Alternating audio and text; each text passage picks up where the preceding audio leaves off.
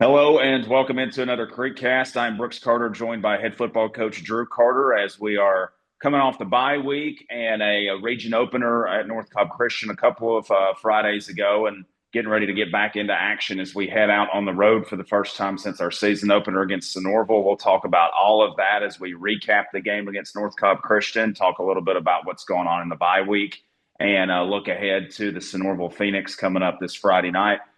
Coach, let's go back first to the region opener against North Cobb Christian. It was a very exciting game, especially in the first half, and that's a strong football team. I said this during the broadcast on the radio Friday night. That team has won more football games in the last 3 years than any team in all of Cobb County, which is a bold statement. It's a good football program, and we stood toe to toe with them all night long. Yeah, we did. And that's kind of the message that I gave to the team after the game. And then as we worked through the bye week last week, there's a lot to be learned about our team from that. Number one being, I feel like that shows us how good we can be, especially if we can put a full game together like that.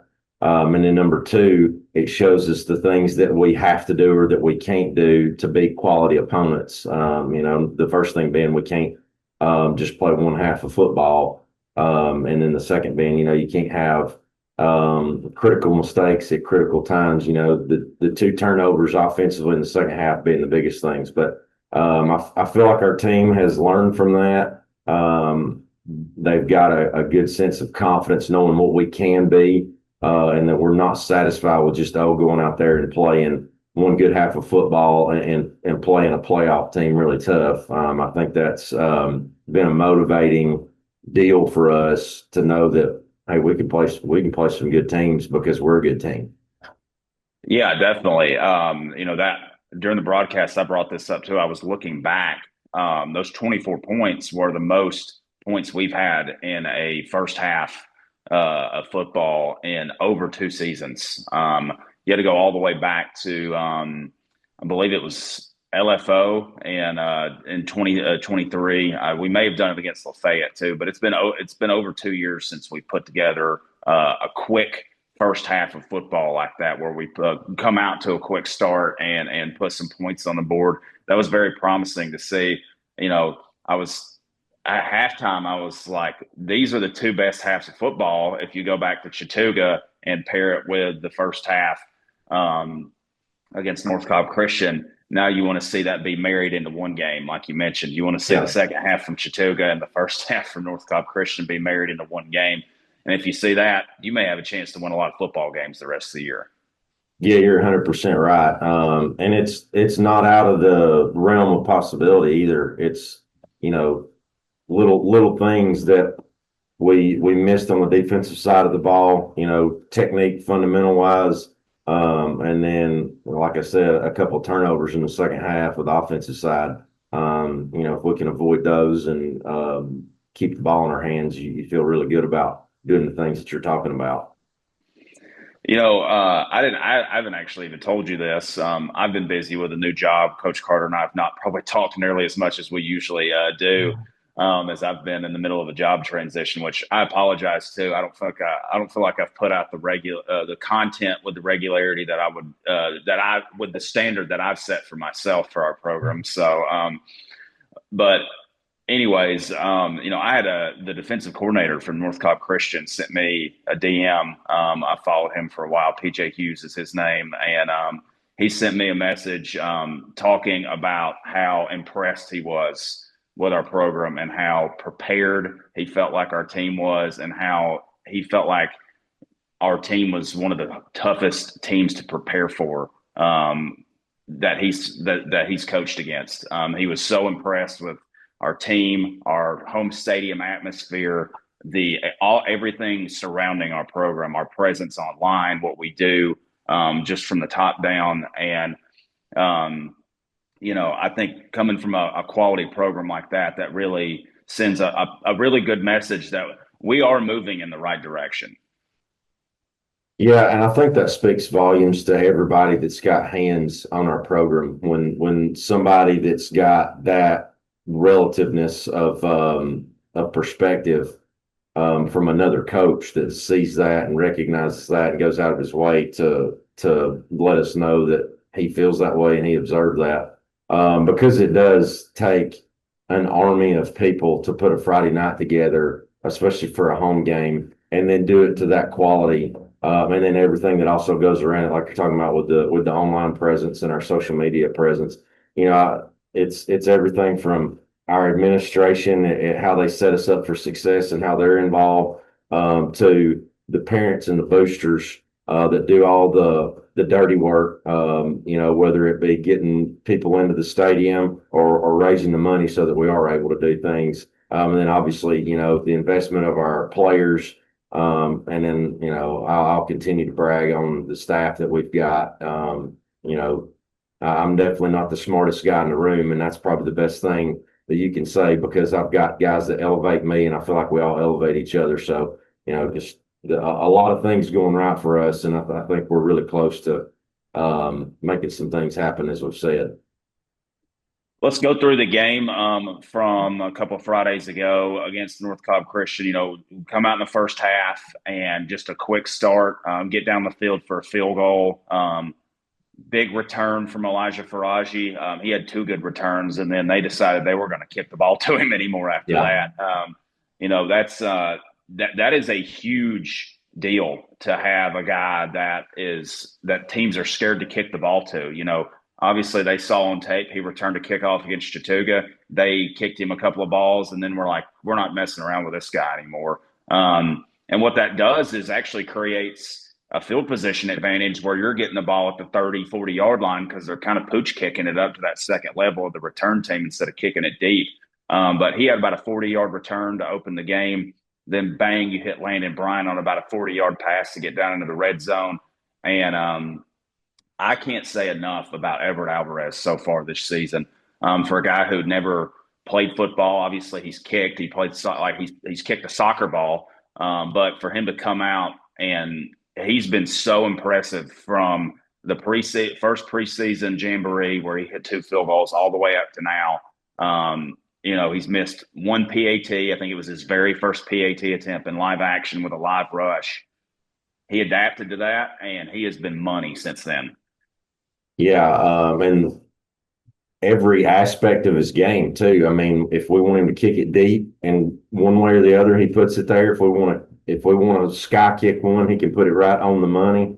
And then not to mention, he's also doing a great job punting. And that's a lot of times the toughest thing for guys like him, because you're talking about catching a snap and then handling it with a rush coming too. He did a nice job of directional kicking away from their returners, and they weren't able to net very much at all in their punt return game. So he's really done a great job across the board. And I'll tell you what, it's no surprise when you're around him of the reason he's been able to do that. He's one of the easiest kids to coach. He absorbs everything, understands everything, and takes everything seriously. So he's definitely a weapon for us, just kind of like Elijah has been right now. Our special teams are playing well and giving us advantage in that area of the game.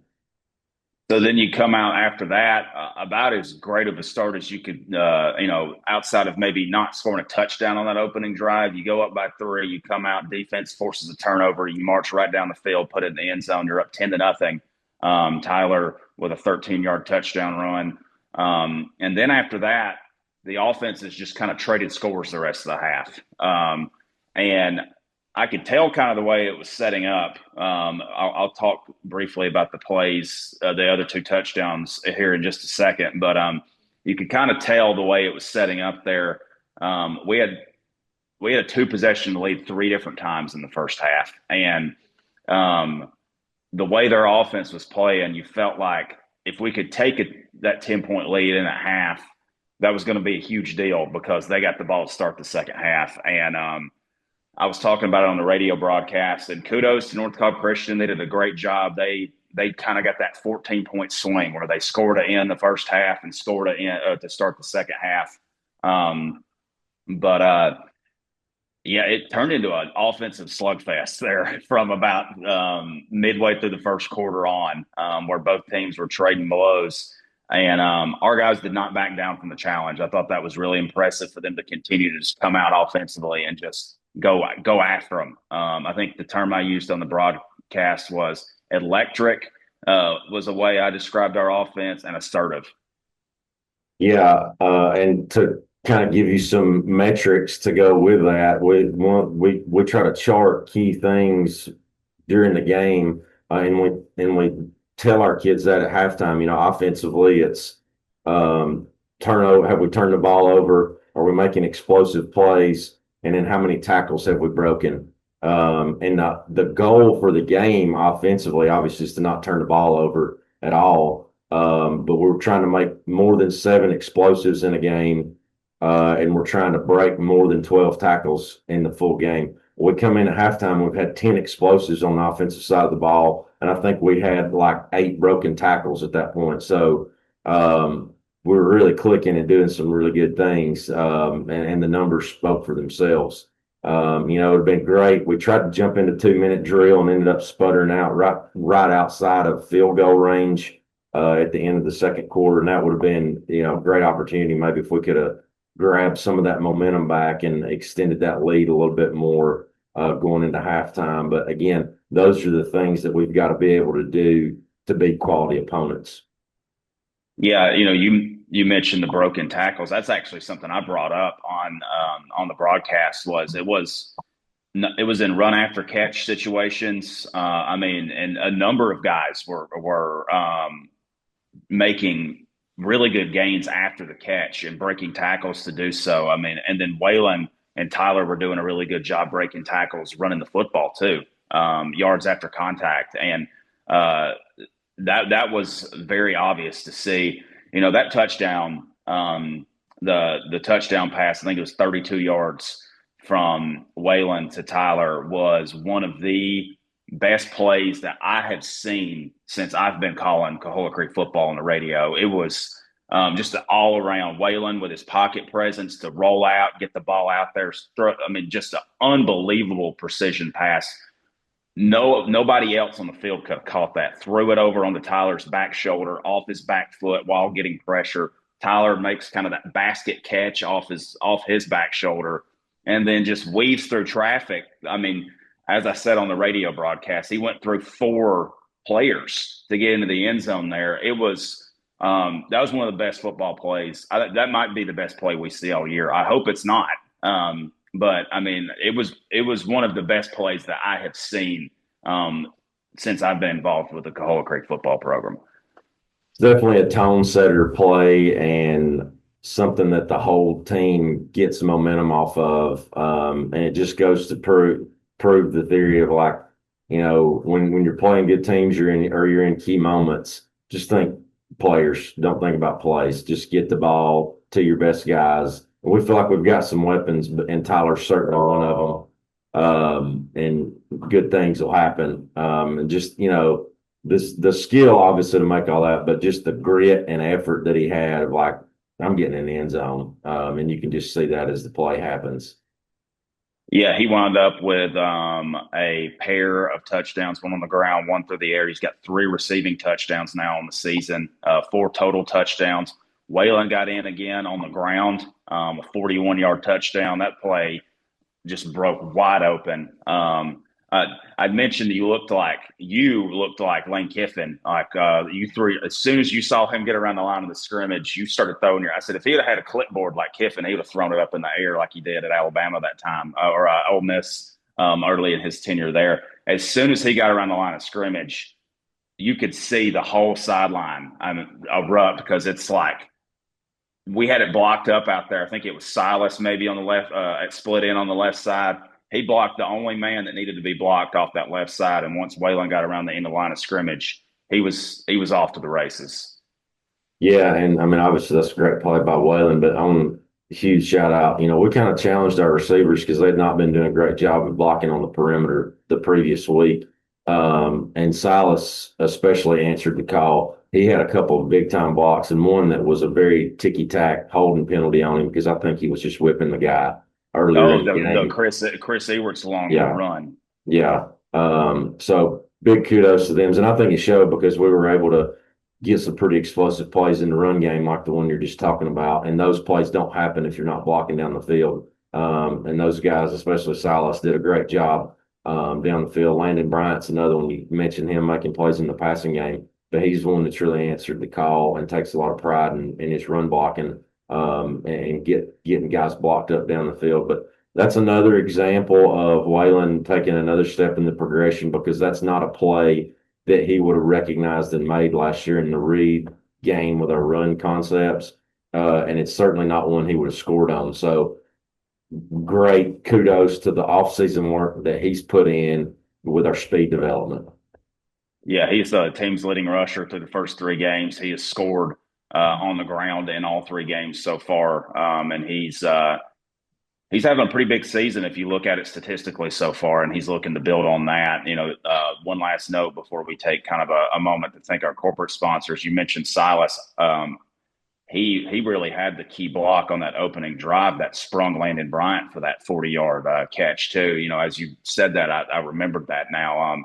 I don't think Landon doesn't have the gain that he has without that block from Silas to spring him down the sideline there. So it really showed the execution in the first half for sure was just pristine from all 11 guys. And that's really got to be something really, it's really promising to build on when you got all 11 guys on the field doing their job. And it showed. We got another quality opponent coming up this week, and we'll talk about them in just a second with the Sonoraville Phoenix. Let's take time to thank our corporate sponsors here. S&M Auto Repair and Towing, Hendricks Hernandez Roofing, Mohawk Industries, the Todd Nelson Foundation, Engineered Floors, the Blankenship team at Keller Williams, Lowry Tree Service, Precision Seamless Guttering, Selling North Georgia, Smoky Mountain Wood Products, Textile Rubber, Phoenix Roofing Systems, and Dairy Queen.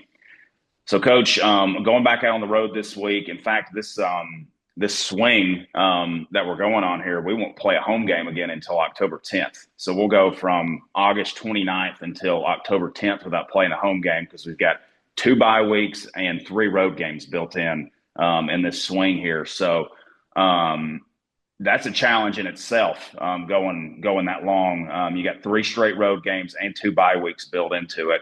On the road this week at Sonoraville, speaking of North Cobb Christian, they go on the road and beat North Cobb Christian down at their place in another offensive firework game. We've had a lot of those in our area this year.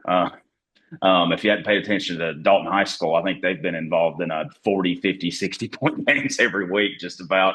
But they won 48-45 over North Cobb Christian. We know they've got some offensive playmakers. We saw them last year. The quarterback, one of the Pate boys, I can't remember. I think it's Chaz is this one. He's a good football player. The running back's pretty good. Jaden Cruz, I want to say, is his name. They got some guys that can make some plays, and they've shown that so far this year. Yeah, they do. And obviously, they're going to be coming into this game with a lot of confidence after the win that they got on the road against, again, a quality opponent. Talking about being able to beat North Cobb Christian at their place. That was a huge win for them to start region play. So they'll be riding high and they'll be feeling good about themselves as far as their execution goes. So we'll have our work cut out for us. As you mentioned, I think their quarterback and their tailback are some of the better players in our region at those positions. So defensively, we'll definitely have to do a great job of scheming that up and doing a great job of tackling those guys. They're pretty big on the offensive front, and their running back is kind of short and shifty, and he kind of gets lost behind those guys sometimes, and then all of a sudden he pops out of there, and he's got great top end speed. So we can't let him get going and make explosive plays in the run game, because if that starts happening, that kind of sets the tone for everything else they want to do on the offensive side of the ball. So we'll have our work cut out for that, and we got a big challenge in front of us with that. Yeah, I mean, obviously, the defense gave up some points for them last week. If our offense can continue some of the stuff that they've done the last 2 games and put it together, as we mentioned, into a full game scenario, then I like our chances to for this to be a competitive football game and have a chance to win if we can make some plays like we've done the last couple of weeks. But in general, if you look across the board from a whole region perspective, I don't think there's going to be an easy out. Murray County's sitting here at 2-1 with a new coaching staff, or sorry, 2-2. They played a playoff team over on the road at Union, pretty tough last week. Everybody looks to be better. Some of the teams we thought might take a step back this year look just as good, if not better, than last year. Ringgold lost in overtime to Rockmart. LFO took North Murray down to the wire. North Murray's sitting here at, I think, 3-0, 4-0 right now. And this is and I think we're going to be competitive in all these games too. And that's like I think we're going to have a lot of exciting football left this year, and I think it's going to be competitive each and every week throughout the rest of the year. Yeah, and it's good that we've been involved in some games like we have been in the early part of the season, because I hope that prepares us for it, and it's lessons learned for us that the wins aren't going to come easy, and people aren't just going to quit on us. If we're up, people are going to continue to fight back, or if somebody else is up on us, we've got to continue to fight back, because that seems to be the tone of our region and the remaining schedule that we've got. So we got to be prepared to play tight games. It may be low scoring tight games. It may be some games where we got to go score 40. So we got to be prepared to do whatever it takes to win. And hopefully those lessons learned of the opportunities that we've missed, or when we've made key mistakes, will continue to grow from those as we're a pretty mature team now. And I'm hopeful that we can do that. But I think we've got the guys to be able to do it. And I've seen a lot of growth. And I'm starting to see confidence be where it needs to be to win those kinds of games too. Coach Drew Carter talking with us here on CreekCast as we have recapped North Cobb Christian, looked ahead to Sonoraville, and done a little bit of a region overview too here on this week's edition of the show. Coach, thank you for your time. We'll be back here same place on our YouTube channel. If you haven't, we would love for you to like these videos, subscribe. It helps promote our product across the board when you do that, and we are greatly appreciative of the viewership that we get each week from those in Colt Country here on the Coahulla Creek YouTube channel with our CreekCast show. So for Drew Carter, I am Brooks Carter. Thank you for tuning in. We will see you Friday night in Calhoun, Georgia against the Sonoraville Phoenix.